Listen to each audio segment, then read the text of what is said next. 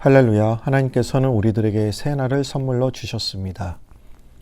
좋은 하루를 주신 하나님께 감사하면서 찬송가 252장, 통합찬송가 184장, 나의 죄를 씻기는 찬송을 부르시겠습니다.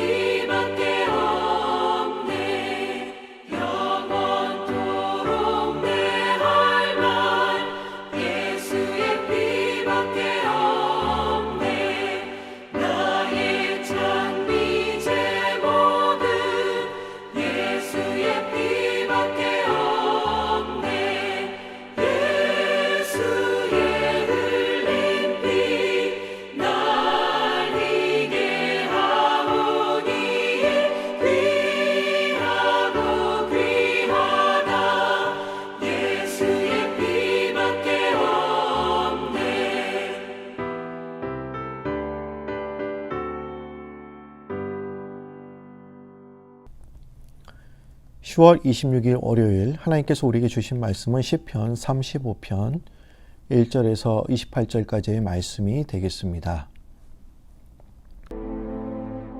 여호와여, 나와 다투는 자와 다투시고 나와 싸우는 자와 싸우소서. 방패와 손방패를 잡으시고 일어나 나를 도우소서. 창을 빼사 나를 쫓는 자의 길을 막으시고 또 내 영혼에게 나는 내 구원이라 이루소서. 내 생명을 찾는 자들이 부끄러워 수치를 당하게 하시며 나를 상해하려 하는 자들이 물러가 낭패를 당하게 하소서. 그들을 바람 앞에 겨와 같게 하시고 여호와의 천사가 그들을 몰아내게 하소서. 그들의 길을 어둡고 미끄럽게 하시며 여호와의 천사가 그들을 뒤쫓게 하소서. 그들이 까닭없이 나를 잡으려고 그들의 그물을 웅덩이에 숨기며 까닭없이 내 생명을 해하려고 함정을 팠사오니 멸망이 순식간에 그에게 닥치게 하시며 그가 숨긴 그물에 자기가 잡히게 하시며 멸망 중에 떨어지게 하소서. 내 영혼이 여호와를 즐거워하며 그의 구원을 기뻐하리로다. 내 모든 뼈가 이르기를 여호와와 같은 이가 누구냐? 그는 가난한 자를 그보다 강한 자에게서 건지시고 가난하고 궁핍한 자를 노력하는 자에게서 건지시는 이라 하리로다. 불의한 증인들이 일어나서 내가 알지 못하는 일로 내게 질문하며 내게 선을 악으로 갚아 나의 영혼을 외롭게 하나. 나는 그들이 병들었을 때 굵은 베옷을 입으며 금식하여 내 영혼을 괴롭게 하였더니 내 기도가 내 품으로 돌아왔도다. 내가 나의 친구와 형제에게 행함같이 그들에게 행하였으며 내가 몸을 굽히고 슬퍼하기를 어머니를 곡함같이 하였도다. 그러나 내가 넘어짐에 그들이 기뻐하여 서로 모이며 불량배가 내가 알지 못하는 중에 모여서 나를 치며 찢기를 맞이 아니하도다. 그들은 연회에서 망령되이 조롱하는 자같이 나를 향하여 그들의 일을 갈도다. 주여, 어느 때까지 관망하시려 하나이까? 내 영혼을 저 멸망자에게서 구원하시며 내 유일한 것을 사자들에게서 건지소서. 내가 대회 중에서 주께 감사하며 많은 백성 중에서 주를 찬송하리이다. 부당하게 나의 원수된 자가 나로 말미암아 기뻐하지 못하게 하시며 까닭없이 나를 미워하는 자들이 서로 눈짓하지 못하게 하소서. 무릇 그들은 화평을 말하지 아니하고 오히려 평안히 땅에 사는 자들을 거짓말로 모략하며 또 그들이 나를 향하여 입을 크게 벌리고 하하 우리가 목격하였다 하나이다. 여호와여, 주께서 이를 보셨사오니 잠잠하지 마옵소서. 주여, 나를 멀리하지 마옵소서. 나의 하나님, 나의 주여, 떨치고 깨셔서 나를 공판하시며 나의 송사를 다스리소서. 여호와 나의 하나님이여, 주의 공의대로 나를 판단하사 그들이 나로 말미암아 기뻐하지 못하게 하소서. 그들이 마음속으로 이르기를 아하 소원을 성취하였다 하지 못하게 하시며 우리가 그를 삼켰다 말하지 못하게 하소서. 나의 재난을 기뻐하는 자들이 함께 부끄러워 낭패를 당하게 하시며 나를 향하여 스스로 뽐내는 자들이 수치와 욕을 당하게 하소서. 나의 의의를 즐거워하는 자들이 기꺼이 노래 부르고 즐거워하게 하시며 그의 종의 평안함을 기뻐하시는 여호와는 위대하시다 하는 말을 그들이 항상 말하게 하소서. 나의 혀가 주의 의의를 말하며 종일토록 주를 찬송하리이다.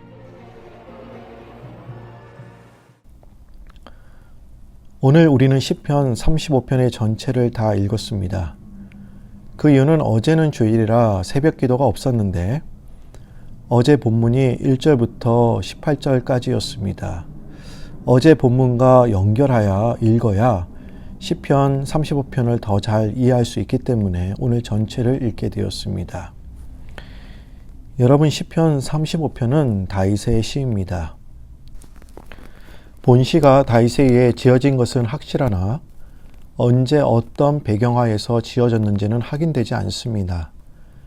그러나 본시 전반에 나타나는 추격자의 손길에서 건져주시기를 호소하는 내용으로 미루어 볼 때 학자들은 본시가 다윗이 사울에게 쫓기어 도피 생활을 할 때 지어진 것으로 보고 있습니다. 시편 35편을 읽으면 까닭없이 쫓김을 당하며 생명을 위협받는 다윗의 깊은 고뇌와 절규의 모습을 볼 수 있습니다. 이 시의 독특한 점은 다윗이 악인들을 향하여 저주를 퍼붓고 있다는 것입니다. 여러분, 다윗이 많은 시를 썼지요. 그런데 다른 시들은 다윗이 악인의 핍박을 당하여도 악인들을 저주하는 경우가 그리 많지 않습니다. 그런데 유난히 35편은 악인을 강도 높게 저주하고 있어요. 여러분, 그리스도인들은 핍박을 당하더라도 저주해서는 안 되지요. 누가복음 6장 28절 말씀을 보시면 예수님은 우리들에게 이렇게 말씀하셨습니다. 너희를 저주하는 자를 축복하며 너희를 모욕하는 자를 위하여 기도하라. 이렇게 말씀하셨어요.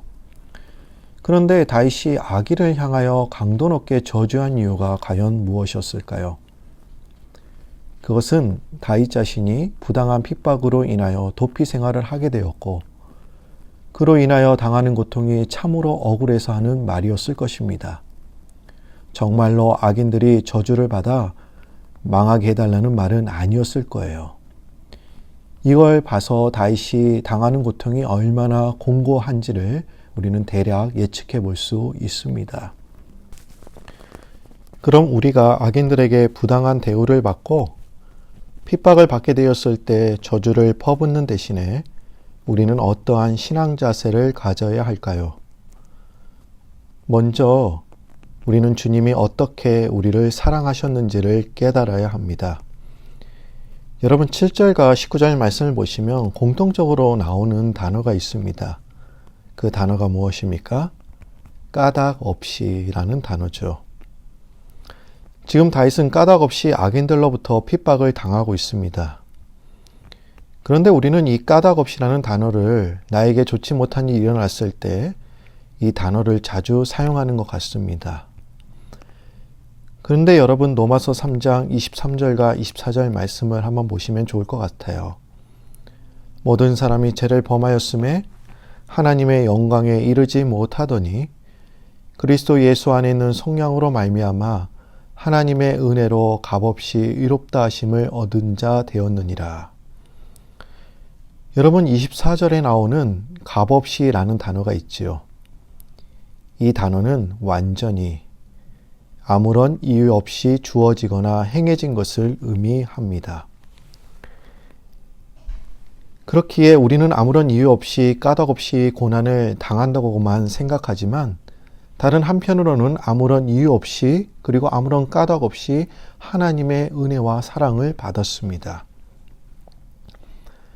우리는 까닭 없이 고난을 당하여 수렁에 빠지면 모든 삶이 무의미하고 분노로 가득 차게 됩니다. 하지만 하나님은 우리가 이렇게 사는 것을 원치 않으세요.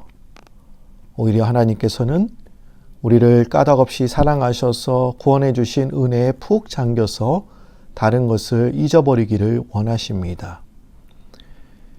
여러분, 우리가 누군가를 사랑하게 되면 눈이 멀어서요, 상대방의 그런 결점이 전혀 보이지 않습니다. 우리는 이걸 눈에 콩깍지가 쓰였다라고 말합니다. 마찬가지로 하나님의 사랑을 깊이 체험해야 내가 까닭없이 고난받고 있다는 사실이 눈에 들어오지 않고 주님의 사랑을 느끼게 됩니다. 그러기에 주님께 대한 사랑의 콩깍지가 여러분들의 두 눈에 가득하시기를 바랍니다. 두 번째로 우리가 악인들에게 부당한 대우를 받고 핍박을 받게 되었을 때 저주를 퍼붓는 대신에 우리는 어떤 신앙 자세를 가져야 할까요? 그것은 하나님이 우리를 보호해 주셨구나라는 선지적 신앙을 가져야 합니다. 우리는 이미 이루어졌다고 믿는 구원 신앙을 가져야 한다는 것이지요. 여러분 9절 말씀을 보시면 시편 기자는 이해가 되지 않는 고백을 해요. 내 영혼이 여호와를 즐거워하며 그의 구원을 기뻐하리로다. 여러분 1절부터 8절까지의 말씀을 보시면 다윗은 원수들로부터 구원해달라고 그리고 원수들을 심판해달라고 간곡하게 요청하고 있습니다. 그런데 지금 다윗은 무엇을 하고 있습니까? 그 구원을 기뻐한다고 노래하고 있어요. 그러면 지금 다윗은 원수들로부터 구원을 받은 것입니까? 아닙니다. 그는 여전히 원수들로부터 추격을 받고 있습니다. 그의 상황은 나아진 것은 하나도 없습니다. 그런데 왜 그는 하나님이 구원해 주심을 기뻐하고 있는 것일까요? 다윗은 신심이 공고하여서 잠시 정신이 헷가닥한 것입니까? 아닙니다. 다윗은 정신이 온전했습니다. 그가 이렇게 고백한 것은 믿음의 눈으로 하나님의 미래적 구원을 현재화하였기 때문입니다. 미래에 있을 하나님의 구원 역사를 이미 이루어진 것으로 알고 믿었기 때문이죠. 여러분, 사실 믿음이라는 말에는 선지적 신앙이 내포되어 있습니다. 믿음이라는 것이 하나님의 약속이 이루어질 것을 믿는 것이지요. 다윗은 공고한 상황 가운데 있었지만 하나님의 구원이 이루어진다는 사실을 조금도 의심하지 않았습니다. 그래서 그는 아직 이루어지지 않는 구원을 이미 이루어진 것처럼 여기고 그 구원을 기뻐하며 노래하고 있는 것입니다. 낙서와 그림을 좋아했던 한 소년이 있었습니다. 소년은 자라면서 단순히 그림을 좋아하는 차원을 넘어서 자신이 그리는 그림과 만화들을 인류를 위한 당당한 예술의 장르 중에 하나로 만들고 싶어 했습니다. 그리고 모든 사람들이 그것을 통해 기쁨을 느끼도록 해주고 싶어 했어요. 하지만 현실은 그에게 그렇게 호의적이지 않았습니다. 그는 직장을 구하지도 못하고 창고와 같은 다락방에서 지들과 함께 생활을 하는 신세가 되고 말았습니다. 그는 자신을 조롱하는 바로 그 질을 모델로 만화를 그려서 인류에게 웃음과 기쁨을 안겨주었습니다. 이렇게 탄생한 것이 바로 미키 마우스입니다. 하지만 그의 꿈은 끝나지 않았습니다. 그는 20세기 세상을 더욱 아름답게 만들기 위해 열정을 다시 불태웠습니다. 그는 부모와 아이들이 서로 어울려 함께 행복을 찾을 수 있는 문화 공간을 꿈꾸기 시작했습니다. 여러분, 이런 꿈을 꾼 사람이 누군지 아십니까? 월트 디즈니입니다. 디즈니는 자신의 꿈을 다른 사람들과 함께 나누었고 그가 품은 비전은 다른 사람들의 마음도 움직이기 시작했습니다. 그리고 결국 그의 꿈은 1966년 디즈니가 죽고 나서 실현되었습니다. 디즈니 월드가 탄생한 것이지요. 사람들은 디즈니가 생전에 그토록 갈망했던 꿈이 이루어지는 것을 못 보고 죽은 것을 못내 안타까워했습니다. 그때 디즈니 직원들은 이렇게 말했다고 합니다. 아닙니다. 월트 디즈니도 살아있을 때 이렇게 멋있는 디즈니 월드를 보았습니다. 그랬기 때문에 그가 보았던 디즈니랜드가 이렇게 생겨난 것입니다. 월트 디즈니의 마음속에 생생하게 그려져 있던 디즈니 월드에 대한 꿈과 비전은 그대로 실현되었습니다. 여러분, 이것이 하나님께서 우리들에게 원하시는 믿음입니다. 이미 이루어진 것으로 믿고 그분을 찬양하는 것입니다. 세 번째로, 우리가 악인들에게 부당한 대우를 받고 핍박을 받게 되었을 때 저주를 퍼붓는 대신 우리는 어떠한 신앙 자세를 가져야 할까요? 성도는 선으로 악을 갚을 뿐만 아니라 더 나아가 악인을 위해서 기도해야 합니다. 여러분, 악인의 가장 두드러진 특징이 무엇입니까? 12절 말씀 보시면 그 특징이 나와 있는데 바로 선을 악으로 갚지요. 여러분, 다윗은 사울을 위하여 충성을 다한 사람이었습니다. 사울의 충성스러운 신하로 전장에 나가 많은 공을 세웠으며 악령이 사울을 괴롭힐 때도 그를 위하여 악기를 연주함으로 사울의 심신을 평안하게 만들어 주었습니다. 그러나 그러한 사울로부터 다윗에게 돌아온 것은 선이 아니라 악이었습니다. 여러 번 다윗을 살해하려고 시도하였으며 다윗이 도망치자 추격군을 조직하여 그의 뒤를 쫓았습니다. 그는 다윗을 못 잡아먹어서 안달난 사람이었습니다. 여러분들은 악인이 아닌 보통 사람들도 호의를 받으면 선을 선으로 갚습니다. 이것이 인생의 도리입니다. 하지만 악인들은 선을 악으로, 은혜를 원수로 갚으려고 합니다. 그들의 관심은 무엇이 선이고 무엇이 악인지에 있지 않습니다. 그들은 오직 자기의 유익에만 관심이 있으며 자신의 유익이라면 은혜라도 원수로 갚고 악으로 선을 갚습니다. 그럼 그리스도인들은 어떻게 해야 될까요? 악을 선으로 갚아야 하며 또한 기도해야 합니다. 왜 이렇게까지 해야 하는 것입니까?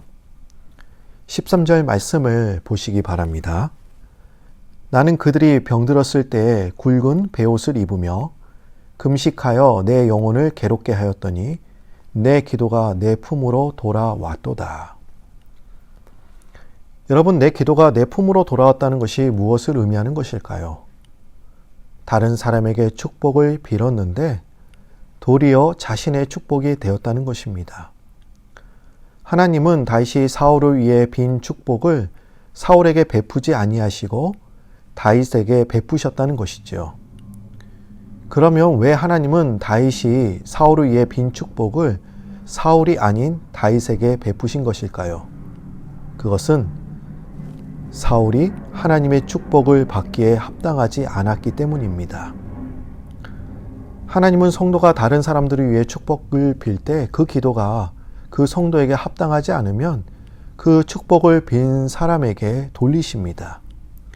그렇기 때문에 우리의 기도는 절대로 사라지지 않고 하나라도 땅에 떨어지는 법이 없습니다. 우리의 기도는 반드시 열매를 맺기 마련입니다. 그러기에 우리는 다른 사람을 위해 많이 기도해야 합니다. 우리들의 기도로 다른 사람이 복을 받는다면 그보다 더 기쁜 일이 어디 있겠습니까? 다른 사람에게 가야 할 기도가 합당하지 않으면 우리 자신에게 다시 돌아올 것이기에 우리는 기도에 힘써야 합니다. 또한 원수를 위해 기도할 때는 평소에 기도하는 것보다 몇 배 이상 축복 기도를 해야 합니다. 원수가 밉다고 조금만 복을 주시라고 빌면 그 사람이 복받기에 합당하지 않을 때 손해보는 것은 우리 자신입니다. 원수를 위해 크게 복을 빌면 빌수록 우리에게 유익이 크면 컸지 손해볼 일은 없습니다. 그러기에 우리는 악인들을 위해서 기도해야 합니다. 어떤 분이 기도에 대해서 이렇게 이야기를 했습니다. 누구든지 기도를 통해 더 나은 사람이 되었다면 그는 기도의 응답을 받은 것입니다. 여러분, 그렇습니다. 다윗은 벌써 기도의 응답을 받은 사람이었습니다.